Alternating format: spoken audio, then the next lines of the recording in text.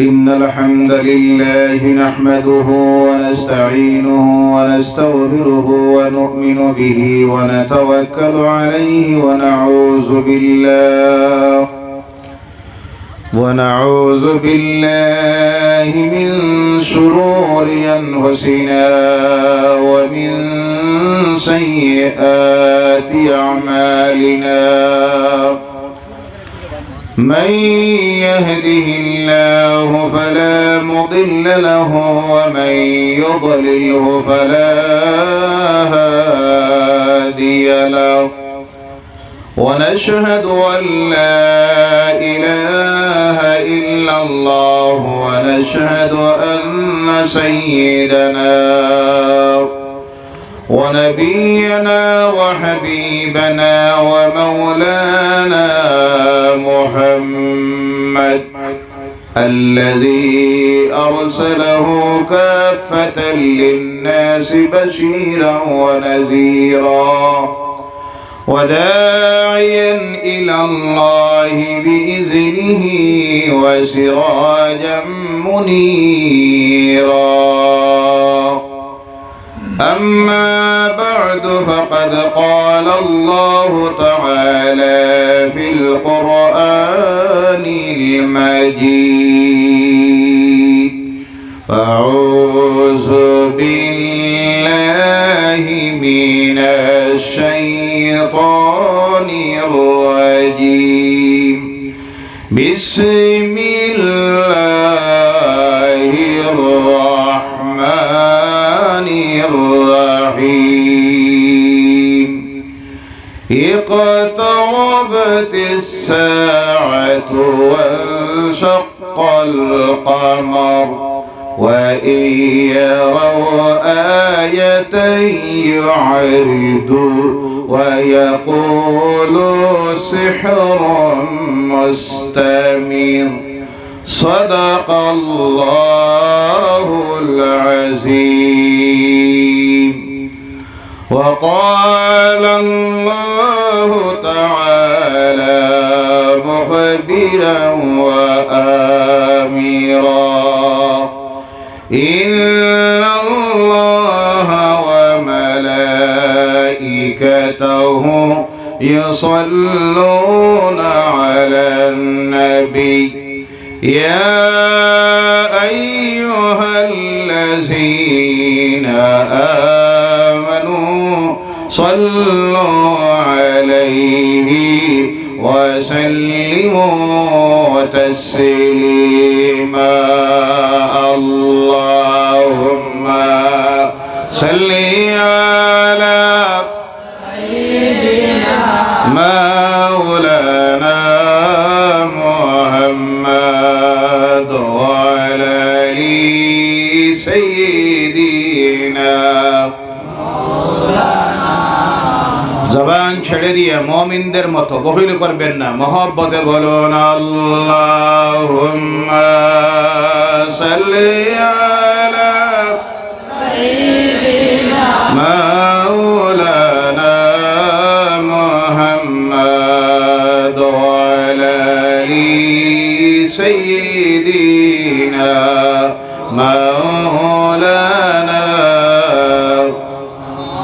আরবের তরে মক্কার শহরে মা আমিনার ঘর যেথায় আল্লাহর করুণা কৌসর হয়ে সেতায় জরসে বারংবার আল্লাহুম্মা সাল্লি আলা সাইয়্যিদিনা মাওলানা মুহাম্মদ ওয়া আলা আলি সাইয়্যিদিনা মাওলানা নবী আমার পরশমণি নবী আমার প্রাণের প্রাণ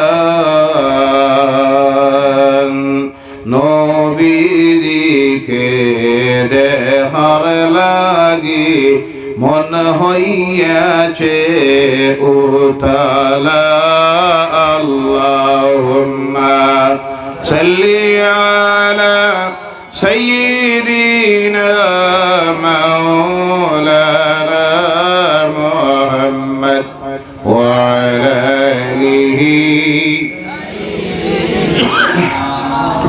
মাওলানা।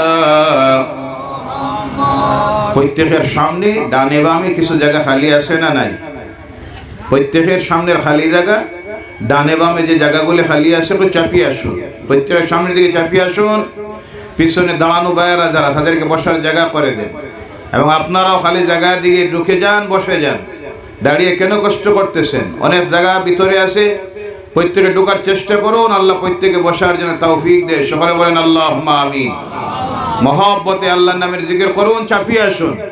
প্রত্যেকে যার যার সামনের খালি জায়গাটা পুরা করে দেন। মহব্বতে বলেন সুবহানাল্লাহ ওয়ালহামদুলিল্লাহ ওয়া লা ইলাহা ইল্লাল্লাহ সুবহানাল্লাহ ওয়ালহামদুলিল্লাহ ওয়া লা ইলাহা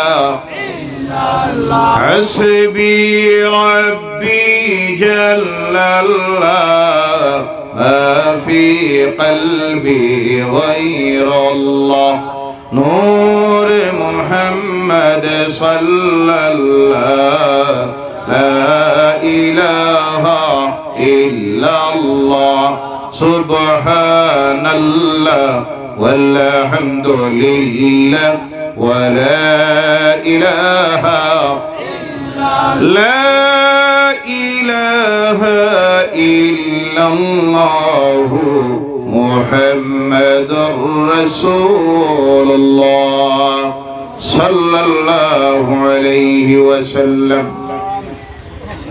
ঐতিহ্যবাহী হযরতে মুল্লুক শাহ রহমতুল্লাহ আলাইহির বাৎসরিক ইসালাত সওয়াব মাহফিলের সম্মানিত সভাপতি, মঞ্চে উপবিষ্ট বিভিন্ন শ্রেণীর সমাজসেবীরা, রাজনীতিবিদেরা, শিক্ষাবিদেরা, সমাজ সচেতন মহল, তৎসঙ্গে মঞ্চে উপবিষ্ট সম্মানিত মুরব্বিয়ানে কেরাম, সামনের দিকে উপস্থিত সম্মানিত মুরব্বিয়ানে কেরাম, বিশেষ করে প্রাণ প্রিয় যুবক ভাইয়েরা, পর্দার আড়ালের সম্মানিতা মা ও বোনেরা, সর্বপ্রথমে মহান স্রষ্টা আল্লাহ সুবহানাহু ওয়া তাআলা লাখ কোটি শুকরিয়া আদায় করি যে আল্লাহ পাক রব্বুল ইজ্জত দুনিয়ার সকল প্রকারের ব্যস্ততা থেকে আমাদেরকে মুক্ত করে, সকল প্রকারের পাপাচার থেকে মুক্ত করে মুবারক শাবানুল মুআজ্জম মাসের আজকের রাত্রিতে আল্লাহর কালাম কোরআনুল কারীম থেকে কিছু আলোচনা করার জন্য এবং শোনার জন্য যে আল্লাহ পাক আমাদেরকে সিলেকশন দিয়েছেন, তার কালামের আলোচনার এই প্যান্ডেলের ভিতরে আসার এবং বসার সৌভাগ্য নসিব করেছেন। এর জন্য আল্লাহর গোলাম হিসাবে আমরা সকলে আলোচনা শুরুর আগে আমাদের স্রষ্টা আল্লাহ সুবহানাহু ওয়া তাআলা কৃতজ্ঞতা জ্ঞাপন করি। অবনত চিত্তে তার কুদরতের কদমে মাথা নত করে সিজদায় লুটিয়ে পড়ে সকলে যেন বলি আলহামদুলিল্লাহ রব্বানা লাকাল হামদ। আমরা শুকরিয়া আদায় করেছি কার? এখানে বর্তমানে এই যে পরিবেশ তৈরি হয়েছে, যেখানে কোনো মারামারি নাই, ঠেলাঠেলি নাই, গালিগালাজ নাই, খোদাখুদি নাই, কোনো সাউন্ড নাই, নিস্তব্ধ সাইলেন্স, যেখানে কোনো জাতি ভেদাভেদ নেই, ভাষার কোনো ভেদাভেদ নেই, ধনী গরিবের কোনো ভেদাভেদ নেই, সাদা কালোর কোনো ভেদাভেদ নেই। আমরা সকলে বসে আছি, একটাই আমাদের পরিস্থিতি, আমরা একজনের গোলাম, তার নাম আল্লাহ। আরো জোরে বলেন, তার নাম আল্লাহ। আমরা কার গোলাম? সেই গোলামিকে স্বীকার করে নিতে কোনো লজ্জা আছে? কোনো শরম আছে? আমরা সেই মাহবুদের বিশ্বস্রষ্টা, যার সমতুল্য কেউ নেই, সমকক্ষ কেউ নেই, যার আসল নাম একটাই, যে নাম হলো আল্লাহ। আর জোরে বলেন আল্লাহ। আর জোরে বলেন আল্লাহ। সেই আল্লাহর গোলামিকে স্বীকার করে বসে আছি। এই পরিবেশ তৈরি হয়েছে, হওয়ার কারণ হলো এখানে চলতেছে আল্লাহর কালামের আলোচনা। বলো সুবহানাল্লাহ। এই চিত্র, এই পরিবেশ পৃথিবীর কোথায়ও আর পাওয়া যায়? কথা বলেন। রাজনৈতিক জনসভা হলো, আপনি এই পরিবেশ পাবেন? খেলাধুলার চলতেছে, গ্যালারি থেকে বসে আসেন, দর্শকে যাবে, চতুর্দিকে দাঁড়িয়ে আছেন, এই পরিবেশ পাবেন? বিবাহর মাহফিলে অনুষ্ঠানে গিয়েছেন আপনি, এই পরিবেশ পাবেন? তার কারণ হলো এখানে চলতেছে আল্লাহর কালামের আলোচনা, বর্ষিত হচ্ছে আল্লাহর অগণিত রহমত। বলো সুবহানাল্লাহ। আর এখানে আমরা যে পরিমাণ আছি তার চাইতে লক্ষ কোটি গুণে আরো বেশি উপস্থিতি যাদের, তারা হলো আল্লাহর রহমতের ফেরেশতা। সুবহানাল্লাহ বলেন, আর জোরে বলেন সুবহানাল্লাহ। এইভাবে একটা মাহফিলে এসে হাজির হওয়া অনেক বড় সৌভাগ্যের ব্যাপার, কথা ঠিক কি না? এর জন্য অনেক সময় অনেকে ভাবে রাজনৈতিক নেতারা আসে ভোটের স্বার্থে, ভোট পাওয়ার স্বার্থে। তা নয়, এটা ভুল বুঝে মানুষ। যারা আসেন বিভিন্ন সময়, তারা আসেন এমন এক মাহফিলে দোয়ায় শরীক হওয়ার জন্য বা কিছু সময় বসার জন্য, কথা ঠিক কি না ভাইয়েরা আমার? কিন্তু দুঃখ লাগে, আফসোস লাগে, এই পরিবেশের মাহফিল ছেড়ে দিয়েও কিছু মানুষ বাইরে দাঁড়িয়ে থাকে, রাস্তায় হাঁটতে থাকে, ঘুরতে থাকে। দুর্ভাগ্য তাদের, যারা রহমত থেকে বঞ্চিত হয়ে যায়, ফেরেশতাদের দোয়ার থেকে বঞ্চিত হয়। দোয়া রাখি, আশা রাখি, এইভাবে যারা জায়গা থাকার পরও বাইরে দাঁড়িয়ে আছেন, রাস্তায় হাঁটতেছেন, আল্লাহ তাদেরকে ঢোকার জন্য তৌফিক দেয়। সকলে বলেন আল্লাহুম্মা আমিন। আজকে আরো ভালো হয়েছে, উপরের মাইক বন্ধ। কোনটা বন্ধ? জি, এ খবর পাইছেন আপনারা? মাইক বন্ধ। এটা ভালো না খারাপ? ভালো, কারণ বিভিন্ন পরীক্ষার মৌসুম চলতেছে, যার কারণে অনেক আছে বাচ্চারা নিদ্রায় অসুবিধা হবে, পড়তে অসুবিধা হবে। ইসলাম ইবাদতের মাধ্যমে কাউকে কষ্ট দিতে চায়, এটা ইসলামের শিক্ষা নয়। তাছাড়া এটা দিলে বিরাট অসুবিধা হয়, যেটা হলো কিছু মানুষ ঘর থেকে বাইর হইতে রাজি হয় না, কথা ঠিক না? জি, মনে মনে ভাবে ঘরে বসে তো সব ওয়াজ শোনা যাইতেছে, ওয়াজ শুনতে হলে এখন প্যান্ডেলে আসতে হবে। কোথায় আসতে হবে? প্যান্ডেলে আসতে হবে, ঢুকতে হবে, বসতে হবে। এই আসলে পরে সব বেশি না কম? ঘরে বসলে বেশি না প্যান্ডেলে আসলে বেশি? ওই যুবকটার ওটাই দিন, ওই যে এটা, ওই যে আমার সামনে যেটা টুপি নাই, না খাওয়া কথাটা টুপি দিয়া দিন। আরে একজন ওই যে সামনে, আরে এদিকে কেন, আমার দিকে তাকাও, তুমি, তোমার টুপি নাই নাকি? ওই যে আপনার পিছনে যে গামছা দেও না, তার পিছনে দেও। আমার মেজাজ নষ্ট হয়ে যায়। আবার মাহফিলে এইভাবে বেয়াদবি করে কেউ যদি বসে, ওয়াজের মাহফিলে আসবে আবার মাথায় টুপি নাই, নাউযুবিল্লাহ বলেন। হইতে পারে এই ভাইয়ের মনে বাড়িতেও নাই, তার বাবারও মনে হয় নাই, তাহলে তো ওটা নিয়ে আসতো। রাগ করবেন না যুবকেরা, রাগ করবেন না, বিরক্ত হবেন না। আপনারাই হলেন এই জাতির ভবিষ্যৎ। আপনাদের হাত ধরে ইসলাম এই জমিনে প্রতিষ্ঠিত হয়েছে, বলে সুবহানাল্লাহ। আগামী দিনের আপনারাই এই জাতির ভবিষ্যৎ। আপনাদের হাত ধরে ইসলাম টিকেছে, আপনাদের রক্তের উপর ইসলামের ফাউন্ডেশন হয়েছে, বলে সুবহানাল্লাহ। আর এই পৃথিবীতে ইসলাম টিকিয়ে রাখার দায়িত্ব নিতে হবে আপনারা। আপনারাই একদিন হবেন মসজিদের প্রেসিডেন্ট, সেক্রেটারি। এইভাবে মাহফিল আপনারা দেন, যে জায়গায় যাই সেখানে দেখি আপনাদের মতো যুবকেরা এইভাবে মাহফিল দিতেছে, লক্ষ লক্ষ টাকা খরচ করে। আপনারাই তো ইসলামের মুজাহিদ, বলে সুবহানাল্লাহ। যত প্রতিরূপ, যত অন্যায় আসুক, আক্রমণ আসুক, প্রতিরোধের জন্য আপনারাই এগিয়ে যেতে হবে।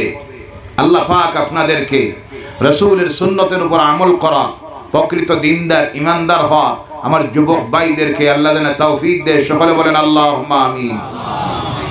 ভাইয়েরা আমার, এই পৃথিবীতে আল্লাহ দ্বীনকে প্রচার করার জন্য আল্লাহর পক্ষ থেকে যাদেরকে প্রেরণ করা হয়েছিল, সর্বপ্রথম আল্লাহ যাকে প্রেরণ করেছিলেন তিনি হলেন হযরতে আদম আলাইহিস সালাম। কোন নবী? হযরতে আদম আলাইহিস সালাম। পৃথিবীর সর্বপ্রথম যিনি মানব তিনি হলেন আদম আলাইহিস সালাম। এবং অনুরূপভাবে সর্বপ্রথম ইসলামের প্রচার নিয়ে প্রচারক হয়ে যিনি পৃথিবীতে এসেছিলেন, লা ইলাহা ইল্লাল্লাহর দাওয়াত নিয়ে বিশ্বের মানুষের সামনে যিনি এসেছিলেন, তিনি ছিলেন হযরতে আদম আলাইহিস সালাম। বলেন সুবহানাল্লাহ। সেই সময় পৃথিবীতে কোনো মানুষ নাই। সর্বপ্রথম মানুষ হিসাবে যিনি আসলেন তিনি হলেন আদম আলাইহিস সালাম। নবী হয়ে যিনি আসলেন তিনি হলেন আদম আলাইহিস সালাম। এবং তিনি যে স্লোগান নিয়ে পৃথিবীতে এসেছিলেন সেই স্লোগান ছিল লা ইলাহা, আরো জোরে বলেন লা ইলাহা। সেই সময় পৃথিবীতে কোনো মানব নেই। আল্লাহর পক্ষ থেকে সর্বপ্রথম যাকে প্রেরণ করা হলো তিনি হলেন আদম আলাইহিস সালাম। এবং ওই আদম আলাইহিস সালাম পৃথিবীতে এসে সর্বপ্রথম যে ঘর তৈরি করেছিলেন সেই ঘর হলো আল্লাহর ঘর। কার ঘর? এই জমিন কার? এই জমিনের মালিক কে? আকাশের মালিক কে? সৃষ্টিতে যা কিছু আছে আল্লাহকে বাদ দিয়ে সমস্ত কিছুর একচ্ছত্ব মালিকানা কার? এর জন্য আল্লাহ বলছেন ওয়ালিল্লাহি মা ফিস সামাওয়াতি ওয়া মা ফিল আরদ। জোরে বলো আল্লাহু আকবার। আকাশ আর জমিনের মধ্যে যা কিছু আছে সব কিছু একমাত্র আল্লাহর। কার? এই জমিনকে আল্লাহ সৃষ্টি করলেন, তারপর এই পৃথিবী নামের বাগানকে সাজানোর জন্য আল্লাহ পাক তারকারাজিকে সৃষ্টি করলেন, চন্দ্র সূর্য নক্ষত্রাদি সৃষ্টি করলেন, পাহাড় পর্বত সৃষ্টি করলেন, সমুদ্র সৃষ্টি করলেন।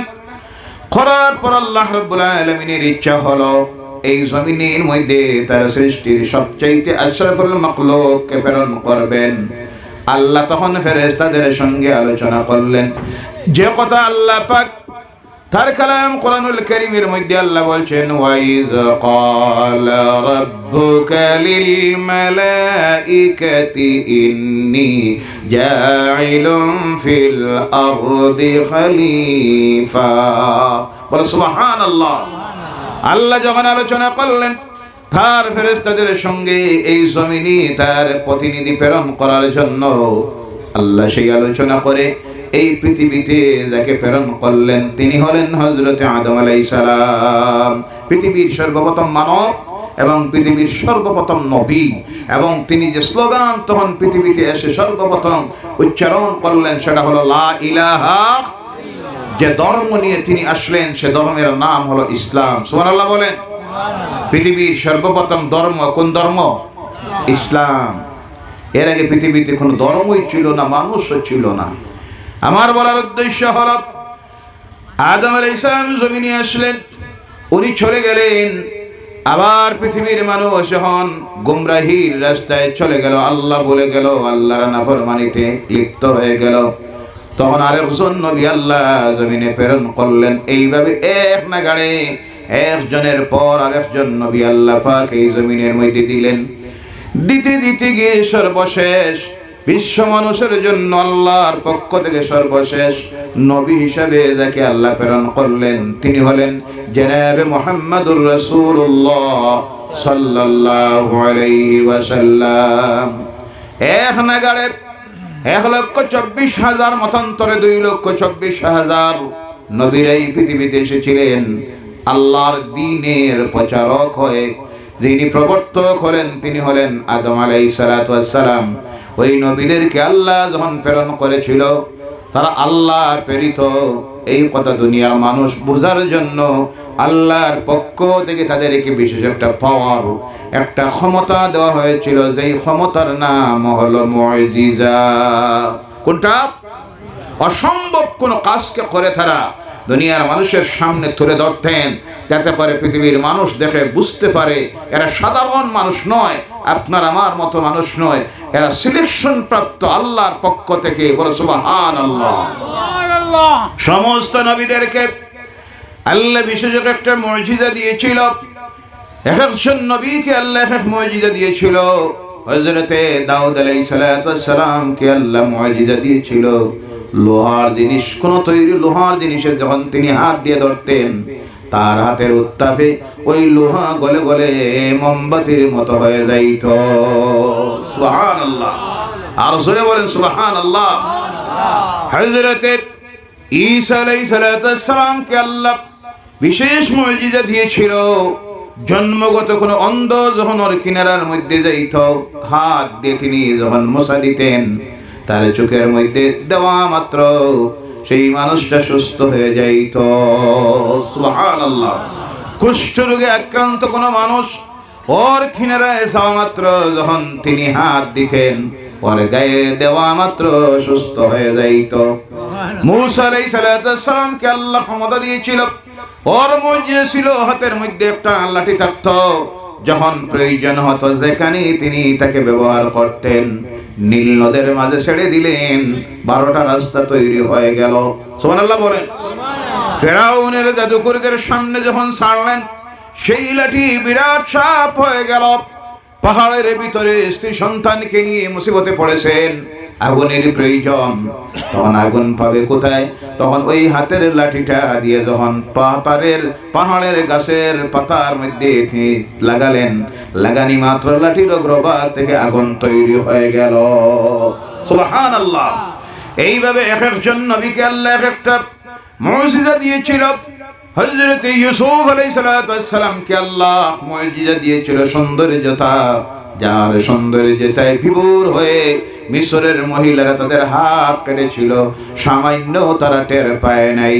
এইভাবে বলতে গেলে প্রত্যেক নবীকে আল্লাহ বিশেষ একটা মুজিজা দিয়েছিল, কিন্তু সমস্ত মুজিজাকে একত্রিত করে আল্লাহ যাকে দিয়ে জমিনে প্রেরণ করেছিল, তিনি হলেন আপনার আমার নবী মুহাম্মদুর রাসূলুল্লাহ সাল্লাল্লাহু আলাইহি ওয়াসাল্লাম।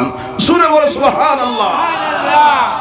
যেমন ইউসুফ আলাইহিস সালামের সৌন্দর্যতা ছিল মুজিজা, আমার নবীকে আল্লাহ কেমন সৌন্দর্যতা দিয়েছিলেন। ইউসুফের সৌন্দর্যতায় মিশরের মহিলারা ওর চেহারার দিকে চেয়েছে, হাতের আঙ্গুল কেটেছিল, কিন্তু আমার নবীর সৌন্দর্যতার সুন্দর চেহারার দিকে দেখে দেখে সেই দিনের রাসূলের সঙ্গের সাথে যুবকেরা সাহাবীরা তাদের নিজের কল্লা গর্দনা কেটে দিয়েছিল, টের পায় নাই। আর রাসূল বলেন সুবহানাল্লাহ। হযরতে মূসা আলাইহিস সালামের মুখের তুতু ছিল মুজিজা। ফেরাউনের অসুস্থ মেয়ে গায়ে কুষ্ঠরোগ হয়েছে, ওই মূসা নামের নবী, শিশু নবীর মুখমণ্ডল থেকে তুতু নিয়ে লাগাইয়া দেওয়া হলো, তার মেয়ে সুস্থ হয়ে গেল। আমার নবী মুহাম্মদ রাসূলুল্লাহ সাল্লাল্লাহু আলাইহি সাল্লামের মুখের তুতু শুধু নয়, গোটা বডিটাকে আল্লাহ মুজিজা বানাইয়া দিয়েছিল। আর রাসূল বলেন সুবহানাল্লাহ। আমার নবীর মুখের তুতু ছিল মুজিজা, আমার নবীর চুল ছিল মুজিজা, আমার নবীর পেশাব ছিল মুজিজা, আমার নবীর পায়খানা ছিল মুজিজা, আমার নবীর গায়ের গামটাও ছিল মুজিজা। সুবহানাল্লাহ। আমার নবীর শরীর থেকে যখন গাম বাইর হতো, সেই গামে কোনো দুর্গন্ধ ছিল না। আমার নবী যে রাস্তা দিয়ে হেঁটে যাইতেন, এক সপ্তাহ পর কেউ সেই রাস্তা দিয়ে গেলে বুঝতে অসুবিধা হতো না। ওই রাস্তা দিয়ে যিনি হেঁটেছেন তিনি হলেন নূরের নবী মুহাম্মদ রাসূলুল্লাহ সাল্লাল্লাহু আলাইহি ওয়াসাল্লাম।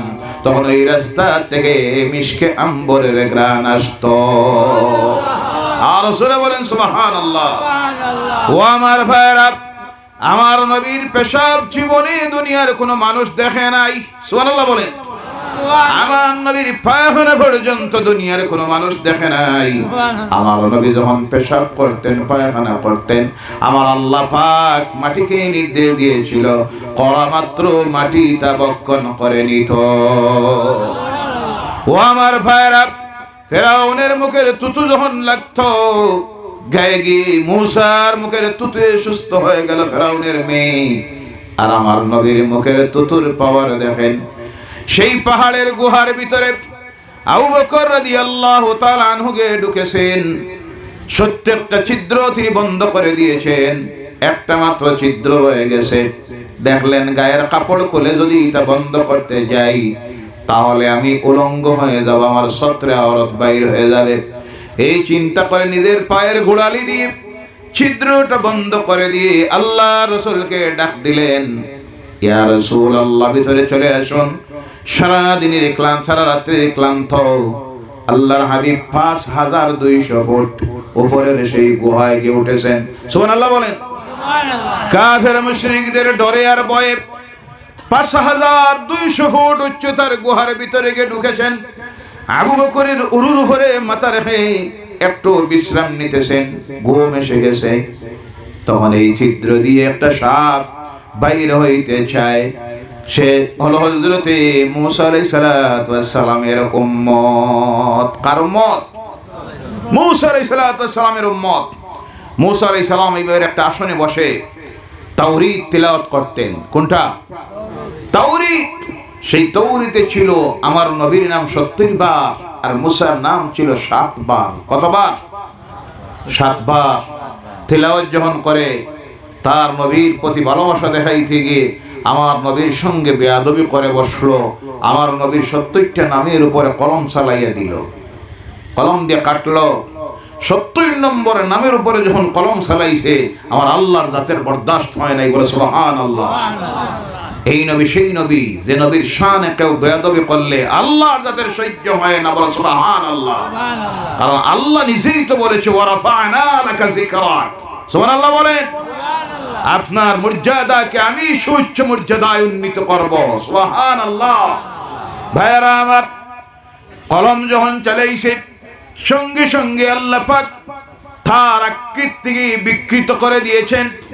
অন্যান্য নবীদের উম্মতেরা যখন আল্লাহর নাফরমানি করত, আল্লাহ অনেক সময় তাদের আকৃতিকে বিকৃত করে দিত। কোরআন প্রমাণ করতেছে অনেক কওমকে আল্লাহ পাক শুকরে রূপান্তরিত করে দিয়েছিল, অনেক কওমকে আল্লাহ বানর বানাইয়া দিয়েছিল। ও আমার ভাইয়েরা ও মুসলমানেরা, আমরা যদি আখিরি জামানার নবীর উম্মত না হইতাম আজকে এই পৃথিবীতে মানুষ খুঁজাইয়া পাওয়া যাইত না, শুধু শুকর আর কুকুরে ভরপুর রইত। কথা ঠিক কিনা? যেভাবে আমরা আল্লাহর নাফরমানিতে আজকে লিপ্ত, এমন একটা গুনার কাজ বাকি নাই, সব চলছে না। একমাত্র আল্লাহ পাক তার রাসূলের খাতিরে আমাদের আকৃতিকে আল্লাহ বিকৃত করতেছে না। এজন্য আল্লাহ লাখ শুকরিয়া আদায় করো সেই নবীর উম্মত হওয়ার কারণে। বলো সুবহানাল্লাহ। আল্লাহ পাক তাদের আকৃতিকে বিকৃত করে দিত। এবার দেখা গেল ওই যে মানুষটা বসে আমার নবীর নামের উপরে কলম চালাইয়াছিল, আল্লাহ পাক সঙ্গে সঙ্গে তার আকৃতি বিকৃত করে সাপ বানাইয়া দিল। কি বানাইয়া দিছে? হযরতে মূসা আলাইহিস সালাম প্রতিদিন সকালবেলা চলে যাইতেন তুর পাহাড়ে, আল্লাহর সঙ্গে কথাবার্তা হতো, প্রয়োজনীয় যাবার তিনি বলতেন। আল্লাহ তাকে বলতো, তিনি ফিরে এসেছেন। মূসার সব সময় হাতে থাকতো একটা লাঠি। কি থাকতো? একটা লাঠি। এর জন্য সর্ব অবস্থায় হাতের মধ্যে একটা লাঠি রাখা নবীদের সুন্নত। বলো সুবহানাল্লাহ। কার সুন্নত? কার সুন্নত? আর এখন যদি আপনি সেই সুন্নত লয়ে বাইর হন শহরে, তাহলে ওইটা মনে হয় নাম করা সন্ত্রাসী। কথা ঠিক না? জি, আমার রাসূলের সুন্নতের উপর আমল করবেন। সব সময় মূসার হাতে ওই লাঠিটা থাকতো। এর কারণে আগের জীবনের পীর বুজুর্গেরা যারা, তাদের হাতের মধ্যে কি থাকতো? কি থাকতো? লাঠি। এটা কার সুন্নত? আমার নবীর সুন্নত। লাঠি থাকতো। মূসা এসেছেন, ফিরে এসে দেখেন তার ওই চেয়ারের মধ্যে, আসনের মধ্যে একটা সাপ। লাঠি তুলেছেন ডান্ডা দেওয়ার জন্য, মিশার মিজাজ। সঙ্গে সঙ্গে সেই সাপের জবান খুলে গেল। সাপ বলল, মূসা রে, তুমি আমার বরাঘাত করো না, আমি তোমার সেই উম্মত, আমার নাম হলো এটাই। মূসা অবাক হয়ে গেছেন, আহারে তোর অবস্থা এমন কেন হলো? কি অপরাধ করেছস? কেন আল্লাহ তোর আকৃতি বিকৃত করে দিল? বলল, আমার অপরাধ হলো আমি তাওরীত তিলাওয়াত করতেছিলাম, আর ওই তাওরীতের মধ্যে আখিরি জামানার নবী আমি তো দেখি নাই, চিনি নাই। আমি দেখলাম আপনার নাম হলো 7 বার আর সেই নবীর নাম হলো 70 বার। তাই আপনার মহব্বতে আমি সেই নামের উপরে কলম চালিয়ে দিয়েছি, কলম দিয়ে নাম কেটে দিয়েছি। মূসা আলাইহিস সালাম বললেন, ও আমার উম্মত রে, এমন জায়গায় বেয়াদবি করেছস, আমিও মাফ করতে পারবো না, আমার আল্লাহও মাফ করে দিবে। চিনোস নাই কার সঙ্গে বেয়াদবি করছ? যাকে সৃষ্টি না করলে আমার আল্লাহ, আমি মূসাকে ও সৃষ্টি করত। আল্লাহ সৃষ্টির কোন মাখলুক সৃষ্টি হতো না। এই নামের সঙ্গে বেয়াদবি করছ, তোর মাফি নাই। কান্দা শুরু করেছে।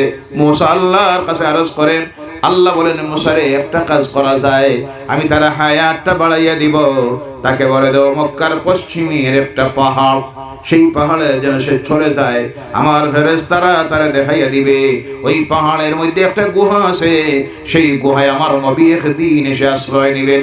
মক্কার ইসলামের দুশমনেরা আমার নবীকে যখন বিতাড়িত করবে, আমার নবী আশ্রয় নেওয়ার জন্য আমি আল্লাহ ওই গুহাটাকে বানাইয়া রেখে দিয়েছি। সুবহানাল্লাহ। এখনো নবী আসেন নাই, নবীর হেফাজতের জন্য আমার আল্লাহ সেই গুহা বানাইয়া রেখে দিয়েছে। সুবহানাল্লাহ বললেন না? সেই গুহায় কেন এই অপেক্ষা করে, আমার নবী যখন আসবেন, আমার নবীর কাছে যদি মাফি চায়, আমি আল্লাহ রাব্বুল আলামিন আমার নবী মাফ করে দিলে আমি আল্লাহ মাফ করে দিব। এবার চলে গেছে সেই গুহার ভিতরে, আমার নবী গুহার ভিতরে ঢুকেছেন, সে অপেক্ষা করতেছে আমার নবীর দিদার পাওয়ার জন্য, মাফি চাওয়ার জন্য, কিন্তু বাইর হতে পারে না। আবু বকর পায়ের গোড়ালি দিয়ে ছিদ্রটাকে বন্ধ করে রেখেছেন। এবার দেখে যদি নবী চলে যান, আমার সেই গুনার মাফি আর হবে। সঙ্গে সঙ্গে আবু বকরের পায়ের নিচে সুবল মারে, বেদনা উঠে গেছে, মাথায় বিষ উঠেছে। আবু বকর নিজের অজান্তে চোখে দিয়ে পানি পড়া শুরু হয়ে গেছে। আমার ঘুমন্ত নবীর চেহারার মধ্যে পুরো পানি যখন পড়েছে, আল্লাহ রাসূলের ঘুম সরে গেছে। বলেন, ও আবু বকর, মনে হয় বাড়ির কথা মনে পড়ে গেছে, স্ত্রী ছেলে মেয়ের কথা মনে পড়ে গেছে। আবু বকর বলেন, ইয়া রাসূলুল্লাহ সাল্লাল্লাহু আলাইহি সাল্লাম, যেদিন কলেমা পড়ে ঈমান এনে মুসলমান হয়েছি, আল্লাহর জাতের কসম, সেই দিন থেকে দুনিয়ার সমস্ত কিছুর চাইতে আপনার সঙ্গে আমার মহব্বত বেশি। আর রাসূল বলেন সুবহানাল্লাহ। এর নাম হলো ঈমান, এর নাম দুনিয়ার সব কিছুর চাইতে ভালোবাসতে হবে কাকে? আল্লাহ রাসূলকে। যত সময় সেই ভালোবাসা দিতে পারবেন না, ততদিন পর্যন্ত আপনি মুমিন হইতে না পারলে মুত্তাকি হতে পারবেন না। আর মুত্তাকি হইতে না পারলে আল্লাহর ওলি হতে পারবেন। ওলি হওয়ার জন্য শর্ত হলো মুত্তাকি হতে হবে। কি হতে হবে? মাহজুফ যারা, তাদের সাবজেক্ট আলাদা। বুরুক রাহমাতুল্লাহি তাআলা আলাইহি অনুরূপ যারা, তাদের সাবজেক্ট আলাদা। সেদিকে আমরা যাচ্ছি না। আমার বলার উদ্দেশ্য হলো, আমরা ঈমানদার হয়েছি, মুসলমান হয়েছি, মুমিন হতে পারি নাই। মুমিন হতে হলে মুত্তাকি হতে হবে। আর মুত্তাকি হয়ে গেলেই সেই ব্যক্তি হয়ে যায় আল্লাহর ওলি। বলে সুবহানাল্লাহ। আমরা আল্লাহর ওলি হতে চাই কি চাই না? আওয়াজ করে বলেন, হতে চাই কি চাই না? শুধু ওলিদের খেদমত করব, জিয়ারত করব, দোয়া নিব না, আমরা ওলি হব? ওলি হতে চাই কি চাই না? আওয়াজ করে বলেন, ওলি হতে চাই কি চাই না? আমরা প্রত্যেকে আল্লাহর ওলি হতে চাই। কথা ঠিক কি না? ওলি হতে হলে মুত্তাকি হতে হবে। মুত্তাকি তাদেরকে বলে যারা আল্লাহর ডরে আর ভয়ে, আল্লাহর ডর ভয়কে অন্তরে নিয়ে সকল প্রকারের অন্যায়, আল্লাহর নাফরমানি কাজ থেকে নিজেকে বাঁচাইয়া রাখে, আর আল্লাহর আদেশ মেনে, নিষেধ মেনে জমিনে চলে, তারাই হলো মুত্তাকি। আর যারা মুত্তাকি তারাই আল্লাহর ওলি। বলে সুবহানাল্লাহ। আল্লাহ আমাদের প্রত্যেককে মুত্তাকি হওয়ার তৌফিক যেন দেয়। সকলে বলেন আল্লাহুম্মা আমিন। এবার হযরত আবু বকর বলেন, ইয়া রাসূলুল্লাহ সাল্লাল্লাহু আলাইহি সাল্লাম, আমার স্ত্রী ছেলেমেয়ের জন্য আমি কান্দিতেছি না। আমার পায়ের মধ্যে একটা সাপ দংশন করেছে, সেই সাপের দংশনকৃত বিষ আমার মাথায় উঠে গেছে। আমি সহ্য করতে না পেরে আল্লাহ আমার চোখ দিয়ে পানি পড়ে গেছে। আল্লাহ রাসূল ঘুম থেকে উঠলেন, উঠে বলেন, ও আবু বকর, আমি শুধু আব্দুল্লাহর পুত্র মুহাম্মদ নই, আমি হলাম আল্লাহর নবী। এই বলে আমার নবী নিজের মুখমণ্ডল থেকে সামান্য থুতু বাইর করে আবু বকরের দংশন কিছু জায়গায় লাগিয়ে দিলেন। সঙ্গে সঙ্গে আবু বকর সুস্থ হয়ে গেলেন। আমার নবীর থুতু মুবারককে আল্লাহ মুজিজা বানিয়ে দিয়েছে। সুবহানাল্লাহ বলেন। ও আমার ভাইয়ের, আমার বলার উদ্দেশ্য হলো, আল্লাহ পাক রব্বুল আলামিন নবীদেরকে যাদেরকে জমিনে প্রেরণ করেছিলেন, তাদেরকে আল্লাহ বিশেষ ক্ষমতা পাওয়ার দিয়েছিল, যাতে এই ক্ষমতা দেখাইয়া তারা রাষ্ট্র দখল করার জন্য নয়, কাউকে হারানির জন্য নয়, ধনসম্পদ অর্জনের জন্য নয়, ওই ক্ষমতা দিয়ে দুনিয়ার মানুষকে যাতে বুঝাইয়া দেন তারা হলেন আল্লাহর প্রেরিত নবী এবং রাসূল। তারা এই পৃথিবীতে এসেছেন আল্লাহর পরিচয় দেওয়ার জন্য। এর জন্য সমস্ত নবীদের একটাই ছিল স্লোগান, লা ইলাহা ইল্লাল্লাহ, লা ইলাহা লা ইলাহা ইল্লাল্লাহু মুহাম্মাদুর রাসূলুল্লাহ সাল্লাল্লাহু আলাইহি ওয়াসাল্লাম। অনুরূপভাবে নবীদের যখন নবী আসা বন্ধ হয়ে গেল, নবীরা আর আসবেন না, সর্বশেষ আল্লাহ পাক যে নবীকে প্রেরণ করলো তিনি হলেন আখির জামানার নবী, আপনার আমার নবী মুহাম্মদুর রাসূলুল্লাহ সাল্লাল্লাহু আলাইহি সাল্লাম। একজনের পর আল্লাহ একজন নবী দিল আল্লাহর দ্বীনকে জমিনে প্রচার করার জন্য। ওই নবীরা যখন চলে গেলেন আর নবী আসবেন না। এই জমিনে আল্লাহর দ্বীনকে প্রচার করার জন্য, দ্বীনের দাওয়াত দেওয়ার জন্য আল্লাহ পাক আর একটা শ্রেণীকে এই জমিনের মধ্যে দিল, যারা হলেন আল্লাহর বন্ধুরা, আল্লাহর ওলিরা। সুবহানাল্লাহ। এই পৃথিবীতে আল্লাহর দ্বীনের ইসলামের প্রচার হয়েছে এক নম্বরে নবীদের হাত ধরে। কার হাত ধরে? নবীর আসা বন্ধ হওয়ার পর গোটা পৃথিবী জুড়ে আল্লাহর দ্বীনের প্রচার যারা করেছেন তারা হলেন আল্লাহর ওলিরা। বলেন সুবহানাল্লাহ। প্রচার করতে গিয়ে আল্লাহর নবীরা কাউকে জোরে সুরে ইসলাম গ্রহণ করার নাই। আমার নবীও জোরে সুরে কাউকে ধর্মান্তরিত করে অন্য ধর্ম থেকে ডাইভার্ট করে মুসলমান বানান নাই, কারণ ইসলামের শিক্ষা সেটা নয়। যার জন্য আমার আল্লাহ তার কালাম কোরআনুল কারীমের মধ্যে আল্লাহ বলছেন, লা ইকরাহা ফিদ্দীন। ইসলাম ধর্মের মধ্যে জবরদস্তি বলতে কিছুই নাই। আজকে যারা অপপ্রচার করে বিশ্ব জুড়ে, ইসলামের প্রচার হয়েছে তরবারির জোরে। নাউযুবিল্লাহ বলেন। যুদ্ধ বিগ্রহ করে মুহাম্মদ সাল্লাল্লাহু আলাইহি সাল্লাম বিভিন্ন দেশ দখল করে সেই দেশের মানুষগুলিকে গোলাম বানিয়ে ইসলাম ধর্মে দীক্ষা দিয়েছেন। নাউযুবিল্লাহ বলেন। ইসলাম প্রচারিত হয়েছে নবীরা আল্লাহর দেওয়া মুজিজার মাধ্যমে পৃথিবীর মানুষের কাছে আল্লাহর দ্বীনের দাওয়াত পৌঁছাইয়েছেন। বলেন সুবহানাল্লাহ। কোন নবী তরবারি দিয়া আল্লাহর দ্বীনের প্রচার করেন নাই। নবীরা নির্যাতিত হয়েছেন, অত্যাচারিত হয়েছেন, জেলের মধ্যে গিয়েছেন, করাত দিয়ে আড়ি দিয়ে ছিঁড়ে দুই টুকরা করেছে। বিভিন্নভাবে নবীদের প্রতি নির্যাতন এসেছে, অত্যাচার এসেছে, কিন্তু সকল প্রকারের নির্যাতনের মোকাবিলায় তারা ধৈর্য ধারণ করেছেন। কি করেছেন? আমাদের জন্য সেই শিক্ষা তারা দিয়ে গেছেন।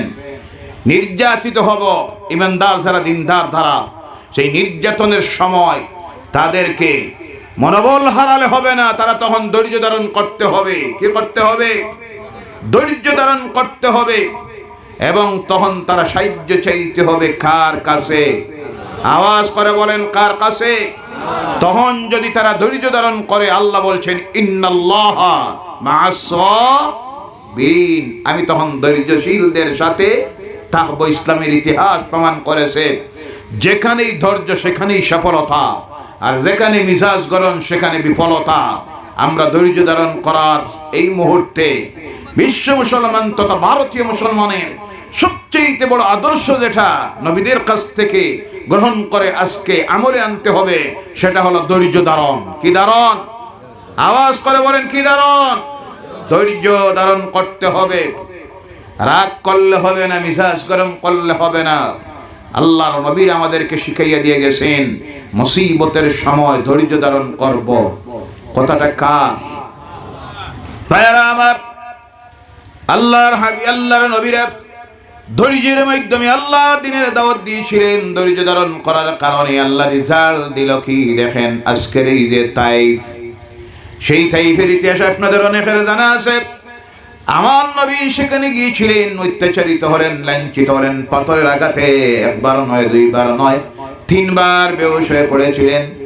আর যখন হোশায় দাঁড়ান, রক্ত মাখা দুই হাত, চেহারার মধ্যে হাত পিরান, দুই হাত রক্তে লাল হয়ে গেছে। রক্ত মাখা দুই হাত আল্লাহ দরবারে চলে আরজ করেন, আল্লাহ ওই তাইফবাসীরা বুঝতে পারে না আমি যে তোমার নবী, না বুঝে আমার প্রতি যে ব্যবহারটা করেছে, আল্লাহ তুমি নারাজ হয়ে এদের উপরে কোনো গজবে দিও না। সুবহানাল্লাহ। আয় আল্লাহ, তুমি কোনো গজব দিয়ে যদি তাইফবাসীদেরকে নিশ্চিহ্ন করে দাও, আমি কার কাছে গিয়ে বলবো লা ইলাহা ইল্লাল্লাহু মুহাম্মাদুর রাসূলুল্লাহ।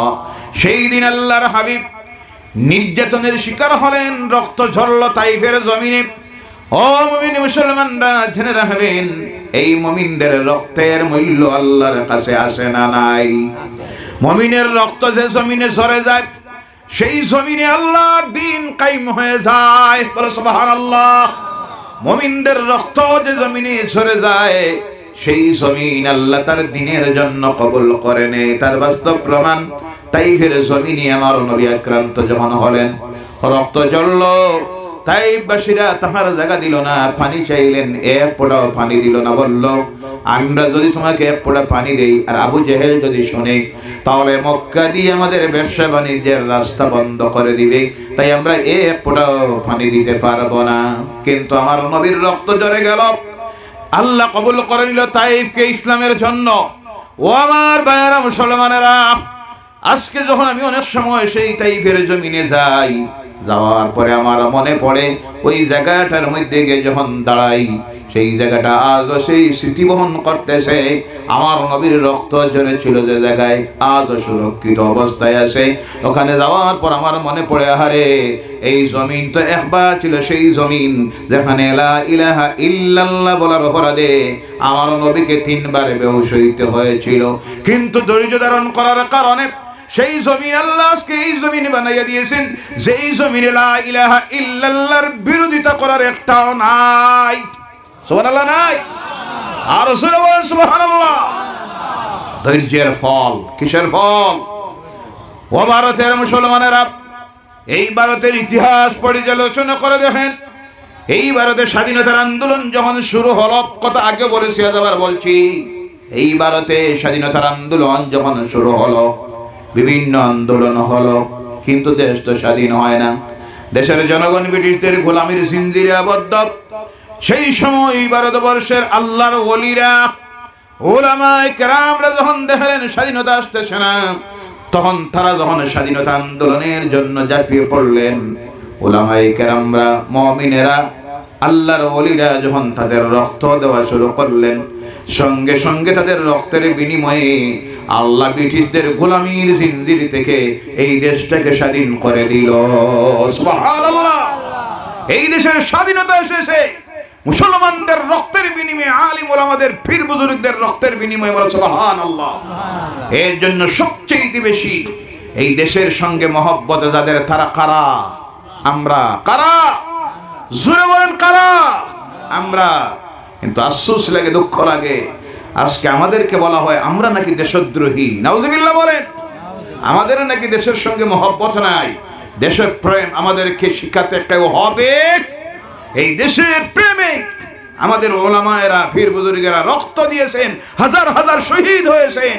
কিন্তু আফসোস লাগে, আজ কিছু একটা স্বার্থান্বেষী মহল তাদের ব্যক্তির স্বার্থে, রাজনীতির স্বার্থে সেই ইতিহাসকে বিকৃত করে দিয়েছে। কথা ঠিক কিনা?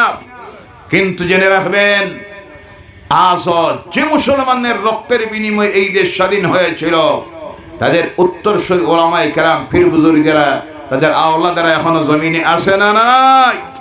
এদের প্রতি যদি দুর্ব্যবহার করা হয়, অন্যায় করা হয়, অবিচার করা হয়, তাদের মৌলিক অধিকার থেকে তাদেরকে যদি বঞ্চিত করা হয়, সাংবিধানিক অধিকার থেকে যদি বঞ্চিত করা হয়, জেনে রাখবেন আল্লাহর পক্ষ থেকে এই দেশে রহমত আসবে না, গজব আসবে। কি আসবে? এই দেশকে যদি বাঁচাইতে হয়, উন্নতির চূড়ান্ত শিখরে নিয়ে যদি পৌঁছাইতে হয়, জাতি, বর্ণ, ধর্ম নির্বিশেষে প্রত্যেকের সম অধিকার দিতে হবে। সাংবিধানিক সকল প্রকারের অধিকার যাকে যা দেওয়া হয়েছে তা দিতে হবে। না দিয়ে যত প্রকারের চেষ্টা করা হোক এই দেশকে উন্নতির চূড়ান্ত শিখরে বিশ্বসেরা বানানোর জন্য, সেই মিশন কখনো সফল হবে। আমার এই দেশের সকল রাজনৈতিক দলনেতা যারা, সকলের প্রতি আমাদের সবিনয় অনুরোধ, প্রত্যেকের প্রতি আপনারা সমান দৃষ্টি দিন।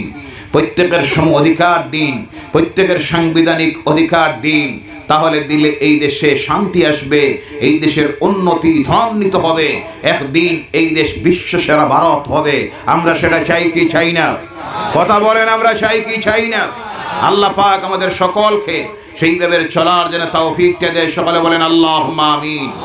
ও আমার ভাইরা, আল্লাহ পাক রব্বুল আলামিন নবীদেরকে দিলেন এইভাবে মুজিজা, যাতে নবীরা তাদের ক্ষমতা দেখাইয়া আল্লাহর দ্বীনের দাওয়াত দেন মুজিজার মাধ্যমে। অনুরূপভাবে নবীরা চলে যাওয়ার পর তাদেরকে আল্লাহ তার দ্বীনের প্রচার করার জন্য এই জমিনে দিলেন।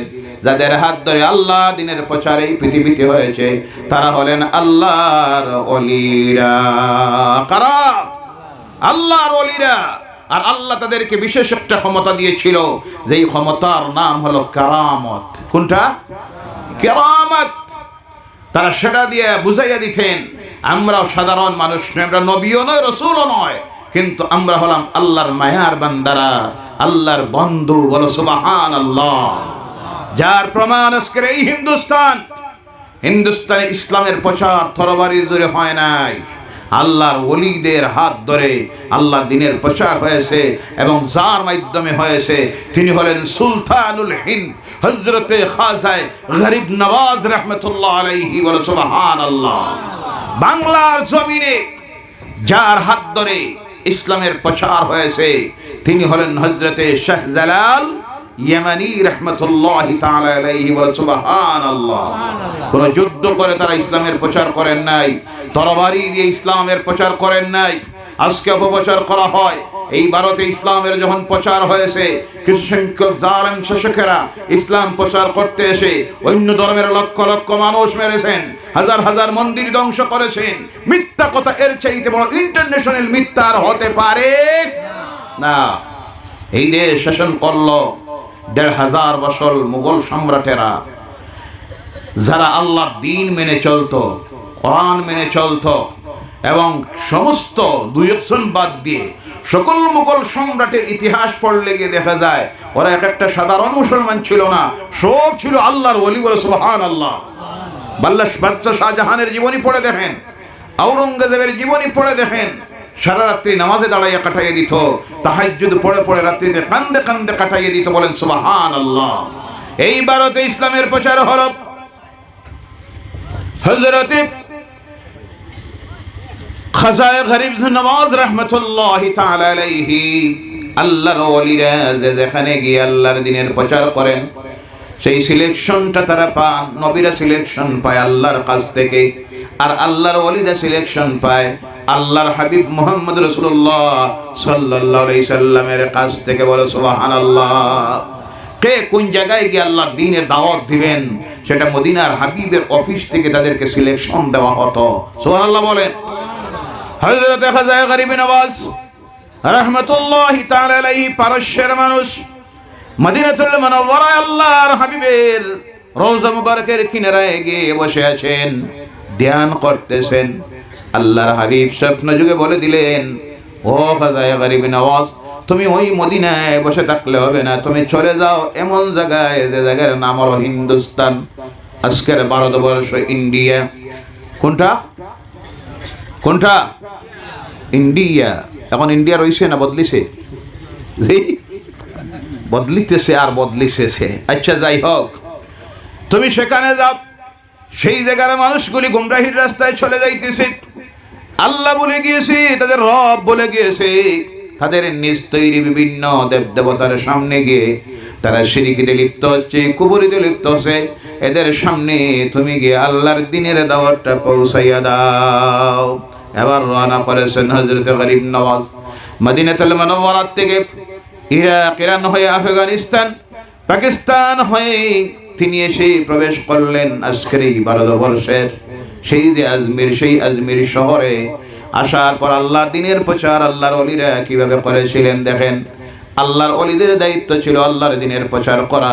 করতে গিয়ে বিভিন্ন সময় তারা নির্যাতনের শিকার হইতেন, তারপরে তারা জেলের মধ্যেও গিয়েছেন, অনেক সময় ফাঁসির মঞ্চে ঝুলতে হয়েছে, অনেকের জেলের ভিতরে জীবন গিয়েছে। কিন্তু আজকে আফসোস লাগে, দুঃখ লাগে, আজকের আমাদের সমাজের কিছু সংখ্যক অলি যাদেরকে বলা হয়, তাদের চোখের সামনে অন্যায়, অবিচার, জুলুম, নির্যাতন, অত্যাচার চলতেছে, কিন্তু একবারও তাদের মুখ দিয়ে প্রতিবাদের ভাষা বারয়। স্বার্থান্বেষীরা, সুবিধাবাদীরা, স্বার্থবাদীরা, এরা আল্লাহর অলি নয়, এরা হলো পেট পূজারি। কোনটা? আমি যদি কথা বলতে যাই জেলে যাওয়া লাগতে পারে, থানার ঢুকতে হতে পারে, মুরিদ ছুটি যাইতে পারে, খুন নেতা খারাপ পাইতে পারে, এই চিন্তায় বাবা আমি এইসব কিছুতে নাই। আমার কাম হইল মুরিদ বাবা নি আর দাওয়াত জিয়াফত খাওয়া, মাঝে মধ্যে ইসালু সবের মফিল করা, আর মাঝে মধ্যে তুমি আইও খেদমত করিও, ভালো ভালো হাদির মশা দিও, বছরে 2-3 বার 5-10 হাজার করে চান্দা দিও। এর নাম পিরাকি? কথা বলে, এর নাম পিরাকি? এরাই নাকি আল্লাহর ওলি? তোমার চোখের সামনে অন্যায় বিচার চলতেছে, আর তুমি যদি তখন মুখ খোলো না, এর প্রতিবাদ করো না, তুমি সমান জালেম। কথা ঠিক কিনা? তুমি আল্লাহর ওলি হতে পারো না। হক কথা বলতে হবে, প্রয়োজনে ফাঁসির মঞ্চে ঝুলতে হবে, হক কথা বলতে হবে, অন্যায়ের প্রতিবাদ করতে হবে। হযরতে শাহজালাল, হযরতে এই মঈনুদ্দিন চিশতি আজমেরি রহমতুল্লাহি তাআলা আলাইহি আসলেন সেই জমিনে। আসার পর সেখানের ক্ষমতায় পিতৃরাজ। সাউন্ড বক্স বাজানে নিষেধ নি, হ্যাঁ পেকারে বন্ধ করে দেও না। সাউন্ড বক্স বাজতেও কার কি প্রশাসনের অনুমতি লাগে না? অসুবিধা আছে? এটাইও কি অসুবিধা হয়? এখানে কি ছাত্র আছেন পড়াত? কি সমস্যা, কি সমস্যা! ধৈর্য ধরুন, ধৈর্য ধরুন, ধৈর্য ধরুন। হতে পারে তাদের কোনো অসুবিধা আছে, আমরাও ধৈর্য ধরি, বরং ধৈর্য ধরতে আমাদের হবে। ওই তো একটু আগে বললাম ধৈর্য ধরতে হবে। কি করতে হবে? ধৈর্য ধরতে হবে। আচ্ছা যাই হোক, মাইক যদি বন্ধ হয়, এরপরে যদি সাউন্ড বক্স বন্ধ হয়, তাহলে বেশি দিন ধরে নেই যেদিন বলা হবে ওয়াজও বন্ধ। কথা ঠিক কিনা? সাউন্ডটা যাতে প্যান্ডেলের বাইরে না যায়, আমরা তো সেই চেষ্টা করতেছি। এখানে যারা আছে তারা তো কথাটা শোনার প্রয়োজন আছে। যারা বলতেছি আমাদের তো অভ্যাস মাইকে বলা, আর সাউন্ড বক্স যদি নাই হয় তাহলে বলবো কিভাবে? একটু বাড়ান, একটু বাড়ান। প্রশাসনের লোক যদি, আমরা এখানে অনেক আছেন বসার, তারা কথা বলবেন, কমিটির কর্মকর্তারা বলবেন যে আমরা তো সারা রাত্রি মাইক তো বন্ধ হয়ে গেছে 7টায়, প্যান্ডেলের ভিতরের মানুষগুলি তো কথা শোনার প্রয়োজন আছে না নাই? জি, আল্লাহ পাক ধৈর্য ধরে বসুন। হযরতে মঈনুদ্দিন আজমেরি চিশতি রহমতুল্লাহি তাআলা আলাইহি যখন আসলেন, সেখানের ক্ষমতায় পিতৃরাজ কে? জালেম শাসক, কিন্তু তিনি তার বিরুদ্ধে তরবারি ধরেন নাই, ধরেছেন আল্লাহর দেওয়া ক্ষমতা, যাকে বলা হয় কারামাত। সুবহানাল্লাহ বলেন। এসে ফকির দরবেশ গাট্টি গেড়েছেন ওখানে, তার সঙ্গের সাথীরা সেখানে বসে রাত্রিতে আল্লাহর নাম জপ করতেছেন, তাহাজ্জুদ পড়তেছেন, নামাজ পড়তেছেন। যেমনি দেখেছে ওই জালেম পিতৃরাজ আর তার সৈন্যরা, তখন তাদের গায়ে যারা যন্ত্রণা শুরু হয়ে গেছে। পরের দিন হযরত আজমেরি রহমতুল্লাহি তাআলা আলাইহি যে জায়গার মধ্যে সে গাট্টি গেড়েছেন দিনের বেলায়, ওটা ছিল সেই পিতৃরাজের ঘোড়া এবং বেড়া বাঁধে রাখার জায়গা। অজুহাত বানিয়ে ওদেরকে বলে দাও ওখান থেকে সরে যাওয়ার জন্য, এখানে আমাদের ঘোড়া বেড়া উটগুলি বাঁধে রাখা হবে। আল্লাহর ওলি যাওয়ার সময় ওলিদের জবান দিয়ে যে কথা বাইর হয়ে যায়, সেটা আল্লাহর দরবারে কবুল হয়ে যায়। সুবহানাল্লাহ। জুড়ে যখন যাচ্ছেন হযরতে আজমেরি রহমতুল্লাহি তাআলা আলাইহি, তখন তিনি বললেন ঠিক আছে, তোমাদের উট আর ঘোড়া ঘুমাও, ঘুমাও, ঘুমাও। কয়বার? 3 বার। কয়বার? তিনি চলে গেছেন। ওলিদের কথা আল্লাহর সৃষ্টির মাখলুক পর্যন্ত শুনে, বলো সুবহানাল্লাহ। মেঘও শুনেনি না, বাতাস শুনেনি না, অগণিত প্রমাণ আদি আছে। আল্লাহর ওলিরা বিভিন্ন জায়গায় মেঘ হয় না। মানুষ এসে বলল পীর সাহেব আপনি আসুন, একটা দোয়া দেন। গিয়ে হাত তুলেছেন, তোলা মাত্র বসা অবস্থায় মুষলধারে বৃষ্টি শুরু হয়ে গেছে, বলে সুবহানাল্লাহ। এই বৃষ্টি দেখে দেখে দেওয়ার মালিককে, আর দেওয়ার কারা? আল্লাহর ওলিরা। কথা বোঝা গেছে? দেওয়ার মালিককে আল্লাহ পাক। কিন্তু তার নেক বান্দারা, বন্ধুরা যখন তার কাছে হাত তোলে, আল্লাহর জাতের শরম লেগে যায়, তাদের হাত ফিরাইয়া দেখ দেওয়ার মালিককে। ওসিলা হলেন আল্লাহর ওলিরা। কথা বোঝা গেছে? ওসিলা হলেন আল্লাহর ওলিরা। এবার যখন বিকালবেলা সকাল হয়েছে, তাদের রোড উড়াগুলিকে তোলার জন্য যখন এসেছে, একটাও তো আর উঠে না, কারণ ঘুমানির জন্য বলে গেছেন আল্লাহর ওলি। সুবহানাল্লাহ। চিন্তায় পড়লো কেমনি উঠানি যায়, বুঝতে অসুবিধা নাই। ওই ফকিরের কাজ হবে, সঙ্গে সঙ্গে ফকিরের কাছে যাওয়া হয়, দরবেশের কাছে যাওয়া হয়। হযরতে খাজা আজমেরি রাহমাতুল্লাহি তাআলা আলাইহির কাছে। তিনি বললেন, আমি যাওয়ার প্রয়োজন নাই, ওদেরকে গিয়ে বলিও গাজায়ে গরিব নওয়াজ বলেছে উঠার জন্য। সুবহানাল্লাহ নাই? যেমনি গিয়ে বলা হয়েছে সব উঠে গেছে, বলে সুবহানাল্লাহ। এর নাম হলো কারামত। এর নাম কারামত। নবীরা যেটা দেখান সেটার নাম হলো কারামত। ওলিরা যেটা, নবীরা দেখান মুজিজা, ওলিরা যেটা দেখায় সেটা হলো কারামত। আর বন্ডরা যেটা দেখায়, বন্ড বুঝেন? বন্ডরা অনেক সময় এইভাবে কিছু কর্মকাণ্ড করে দেখায়, সেটা মুজিজাও নয়, কারামত নয়। ইসলামের পরিভাষায় সেটাকে বলা হয় ইস্তেদরাজ। আর এটা দেখার পরে আমাদের সমাজের কিছু মানুষ আছে বিভ্রান্তির মধ্যে পড়ে যায়, আর পড়ে গিয়ে হয় না মানুষটার মাঝে মাল কিন্তু আছে। কি আছে? মাল আছে। কেমন মাল? এক একটার পকেটে দেখা যায় গাঞ্জার মাল। নাউজুবিল্লাহ বললেন না?